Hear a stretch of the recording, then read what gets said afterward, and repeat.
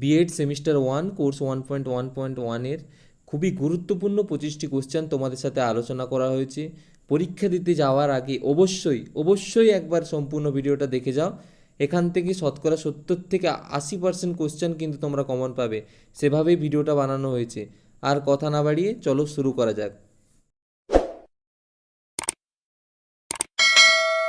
প্রাক গ্যাং স্তর বলতে কী বোঝায়? প্রান্তীয় বাল্যকাল অর্থাৎ 7 থেকে 12 বছর বয়সী বালক বালিকাদের মধ্যে দলাকার অনুগত্য প্রবল হয়। তারা দলবদ্ধভাবে খেলা করে এবং দলের সদস্যদের প্রতি বিশেষ ভালোবাসা দেখা যায়। শিশুর বিকাশের এই স্তরটিকেই প্রাক গ্যাং স্তর নামে পরিচিত। ব্যাবলিং কাকে বলে? 3-4 মাস বয়সে শিশু স্বরধ্বনির মতো শুনতে কিছু অর্থহীন শব্দ করে, একে ব্যাবলিং বলে। এই স্তরটি ব্যাবলিং স্তর বলা হয়। এই স্তরে মোটামুটি 4 মাস বয়সে শিশু নির্দিষ্ট বস্তুকে বোঝাতে নির্দিষ্ট ধ্বনি বা স্বরের সাহায্য নেয়। এই ধরনের ধ্বনি ভোকাবুলারি বলে। এগুলির মধ্যে ব্যাবলিং স্তরে শিশুর মনের ভাব প্রকাশ করে। স্কিমা বলতে কী বোঝায়? স্কিমা ধারণাটির উদ্ভাবক হলেন আর্ট বার্টলেট।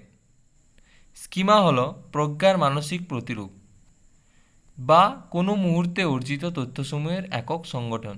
পর মুহূর্তে শিশু যখন নতুন তথ্য আয়ত্ত করে, তার স্কিমা সম্প্রসারিত হতে থাকে। স্কিমা সম্প্রসারণে দুটি প্রক্রিয়া সক্রিয় হয়: অভিযোজন এবং সংগঠনীকরণ। বলা বাহুল্য, স্কিমার সংগঠন পরিবর্তনশীল এবং ক্রমশ তা সরল থেকে জটিল হতে থাকে। আত্তীকরণ কাকে বলে?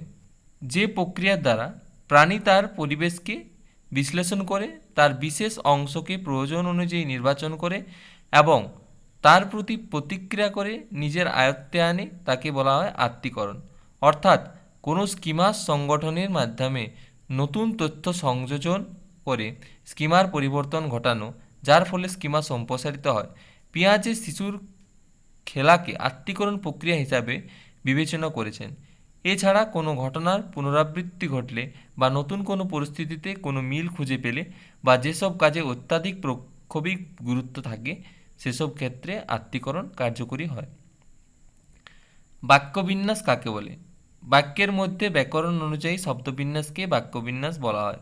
বাক্যবিন্যাস বা সিনট্যাক্স বলতে বাক্যের গঠনের নিয়ম, নীতি, প্রক্রিয়া ইত্যাদি সংক্রান্ত চর্চাকেও বোঝানো হয়। ব্যক্তিত্বের সংলক্ষণ বলতে কী বোঝায়? ব্যক্তির যেসব গুণ বা বৈশিষ্ট্যের সাহায্যে একটি ব্যক্তিকে অন্য ব্যক্তি থেকে পৃথক করা যায়, সেগুলিকেই বলা হয় ব্যক্তিত্বের সংলক্ষণ। শিশুর বিকাশের পথে তার সহজাত গুণাবলী ও পরিবেশের সঙ্গে ক্রিয়া প্রতিক্রিয়ার ফলে কতগুলি বৈশিষ্ট্য গড়ে ওঠে। এই ধরনের একাধিক বৈশিষ্ট্যের সমন্বিত হয় ব্যক্তিত্বের একক বা সংলক্ষণ সৃষ্টি হয়। মনোবিদ আলপোর্টের মতে সংলক্ষণ হলো সামগ্রিক এবং কেন্দ্রীভূত এমন এক জৈব মানসিক সত্তা যা বিভিন্ন উদ্দীপককে সমন্বিত করে ব্যক্তির মধ্যে সামঞ্জস্যপূর্ণ প্রতিক্রিয়া সৃষ্টি করে। লিবিডো কি? ভিয়েনার মনোরোগ চিকিৎসক ফ্রয়েডের মতে লিবিডো হলো মানুষের মৌলিক যৌনমানসিক শক্তি, যা জন্মের পর থেকে নানা স্তরের মধ্য দিয়ে প্রবাহিত হয়ে অহংকে শক্তিশালী করে তোলে।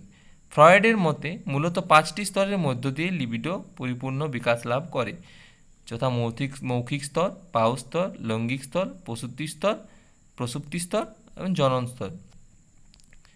বৃদ্ধি ও বিকাশের মধ্যে যে কোনো দুটি পার্থক্য লিখুন। বৃদ্ধি ও বিকাশের দুটি পার্থক্য হল: বৃদ্ধি বলতে বোঝায় পরিমাণগতভাবে আকারে পরিবর্তন, যার মধ্যে অন্তর্ভুক্ত হলো উচ্চতা, ওজন, আয়তন ইত্যাদি। অন্যদিকে আকার ও আয়তনের বৃদ্ধির সঙ্গে সক্রিয়তা এবং কার্য সম্পাদনের উৎকর্ষতাই হলো বিকাশ। বৃদ্ধির ধারণা কেবলমাত্র শরীরের মধ্যেই সীমাবদ্ধ বা দৈহিক। অন্যদিকে বিকাশের ধারণা দৈহিক, মানসিক, প্রক্ষোভিক, সামাজিক ইত্যাদি সকল ধরনের বিকাশই অন্তর্ভুক্ত। বয়ঃসন্ধিকাল বলতে কী বোঝেন?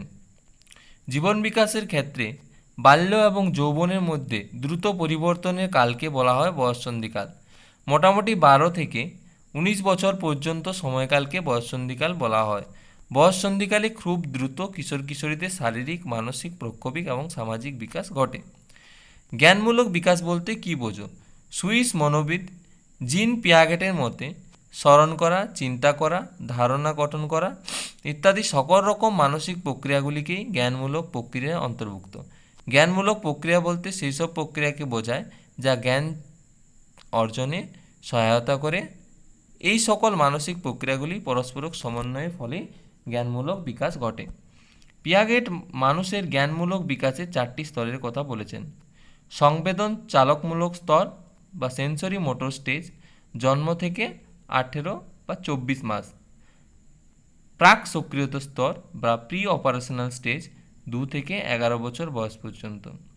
মূর্ত সক্রিয়তা স্তর বা concentrate operational stage, concrete operational stage 7 থেকে 14 বছর বয়স পর্যন্ত।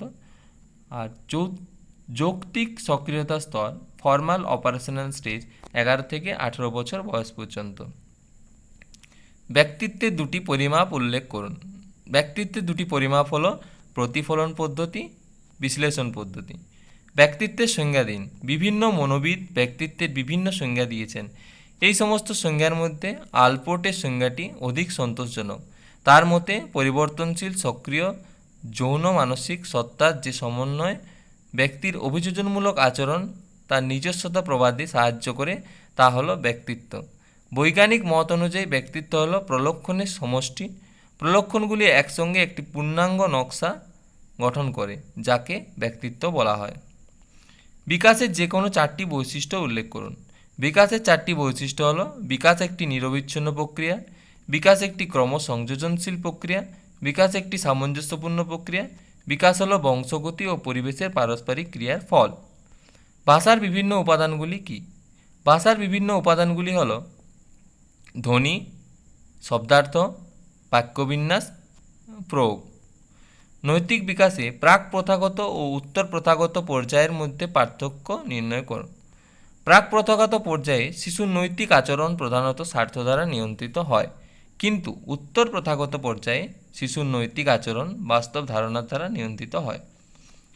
প্রত্যক্ষণ প্রক্রিয়ায় পার্থক্যের ভিত্তিতে মানুষকে কয় ভাগে ভাগ করা যায় ও সেগুলি কী কী?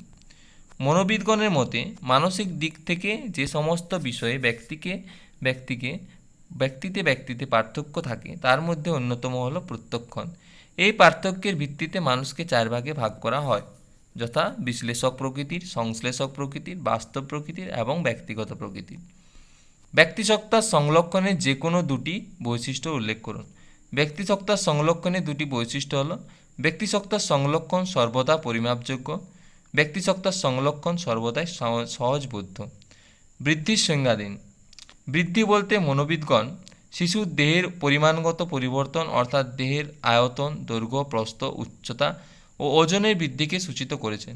এই প্রসঙ্গে মনোবিদ আর্নল্ড গ্যাসেল বলেছেন, growth is a function of the organism rather than of the environment as such. অর্থাৎ বৃদ্ধি হলো দেহযন্ত্রের ক্রিয়া যা পরিবেশের ক্রিয়ার দ্বারা সম্পূর্ণভাবে নির্ধারিত হয় না। বিকাশ এবং পরিণমনের মধ্যে মৌলিক পার্থক্য কী? আচরণ বা দক্ষতা যে প্রক্রিয়ায় অর্জিত হয় তাই হলো পরিণমন। অর্থাৎ পরিণমন হলো একটি প্রক্রিয়া যার মধ্যে বিকাশ ঘটে। পরিণমন সম্পর্কে ব্যক্তি সর্বদা সচেতন থাকে না, কিন্তু বিকাশ হলে সর্বদা সচেতনমূলক একটি প্রক্রিয়া। প্রক্ষোভিক বিকাশ বলতে কী বোঝো? মানুষের প্রক্ষোভ তার আচরণ ধারাকে অনেকাংশ প্রভাবিত করে। প্রক্ষোভ সবসময় দৈহিক আচরণের সঙ্গে যুক্ত। এই আচরণগুলি হলো প্রক্ষোভিক আচরণ। জন্মের পর থেকে শিশুর মধ্যে এই ধরনের আচরণগুলি বিকশিত হতে শুরু করে। এই ধরনের পরিবর্তনই হলো প্রক্ষোভিক বিকাশ। পিয়াজের মতে জ্ঞানমূলক বিকাশের স্তরগুলি কী কী? পিয়াজের জ্ঞানমূলক বিকাশের 4টি স্তরের কথা বলেছেন। এগুলি হলো সংবেদন সঞ্চালনমূলক চিন্তনের স্তর, প্রাক সক্রিয়তা স্তর, নির্দিষ্ট সক্রিয়তা স্তর, সাংগঠনিক সক্রিয়তা স্তর। এরিকসনের মনোসামাজিক তত্ত্বটির মৌলিক ধারণাটি বিবৃত করুন। এরিকসনের মনোসামাজিক তত্ত্বের মৌলিক ধারণাটি হল মনোসামাজিক দ্বন্দ্বই অহং সত্তার বিকাশ ঘটায়। প্রাক সামাজিক বিকাশ কি?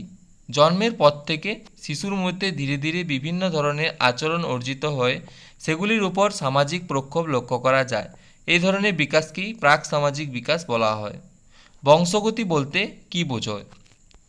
শিশু তার জন্মলগ্নে পিতামাতার কাছ থেকে প্রত্যক্ষভাবে এবং অন্যান্য পূর্বপুরুষদের কাছ থেকে পরোক্ষভাবে যে বৈশিষ্ট্যগুলি নিয়ে তার জীবন পরিক্রমা শুরু করে তার সমবায়ই হলো বংশগতি। ঝড় ঝঞ্ঝা স্তর বলতে কী বোঝায়? বয়ঃসন্ধিকালে জীবন বিকাশের একটি স্তর। জীবন বিকাশের প্রতিটি স্তরে পরিবর্তন দেখা যায়। বয়ঃসন্ধিক্ষণের পরিবর্তনগুলি এমন ব্যাপক ও হঠাৎ আসে যে এই ব্যাপারে কিশোর কিশোরীদের মধ্যে কোনো প্রস্তুতি থাকে না। শিক্ষা ব্যবস্থা এবং সমাজের অন্য সদস্যগণ কিশোর কিশোরীদের এ সম্পর্কে প্রাক সচেতন করায় না, যার ফলে সমস্যা দেখা যায়।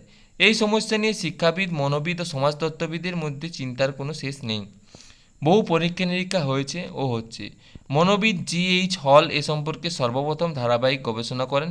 তিনি জীবন বিকাশের এই স্তরটিকে ঝড় ঝঞ্ঝার স্তর বা a period of Sturm and stress বলে আখ্যা দিয়েছেন। প্রাথমিক বাল্যকালে প্রাক্ষবিক বিকাশের যে কোন চারটি বৈশিষ্ট্য উল্লেখ করুন। প্রাথমিক বাল্যকালে প্রাক্ষবিক বিকাশে চারটি বৈশিষ্ট্য হলো: এই স্তরে শিশুরা রাগ, ভয়, কৌতূহল, হিংসা, আনন্দ পরিষ্কারভাবে প্রকাশ করে। এই স্তরে শিশুদের মধ্যে আবেগ লক্ষ্য করা যায়। এই স্তরে শিশুদের মধ্যে কোনো প্রক্ষোভকে দীর্ঘস্থায়ী প্রভাব রেখে যায় না। এই স্তরে শিশুরা সহজেই একটি প্রক্ষোভ থেকে অপর প্রক্ষোভ ভাবান্তর হতে পারে। ইগোসেন্ট্রিক স্পিচ বলতে কী বোঝায়? 3 বছর বয়সের শিশুরা শ্রোতার উপস্থিতিতে বা অনুপস্থিতিতে স্বচ্ছন্দ গতিতে কথা বলে চলে। একে ইগোসেন্ট্রিক স্পিচ বলে। সেই সময় তাদের যদি কোনো কঠিন কাজ দেওয়া হয় তাহলে তারা বেশি পরিমাণে ইগোসেন্ট্রিক স্পিচ ব্যবহার করে। পিয়াজে মনে করেন এটি স্বাভাবিকভাবে অবলুপ্ত হয়ে যায়, কিন্তু ভিগোৎস্কি বলেন এটি হলো একটি গুরুত্বপূর্ণ স্তর যা ইনার স্পিচ গঠন করে। এই ছিল তোমাদের খুব ইম্পর্ট্যান্ট 27টি কোশ্চেন, যেগুলি কিন্তু তোমরা পরীক্ষা দিতে যাওয়ার আগে অবশ্যই একবার শুনে নেবে।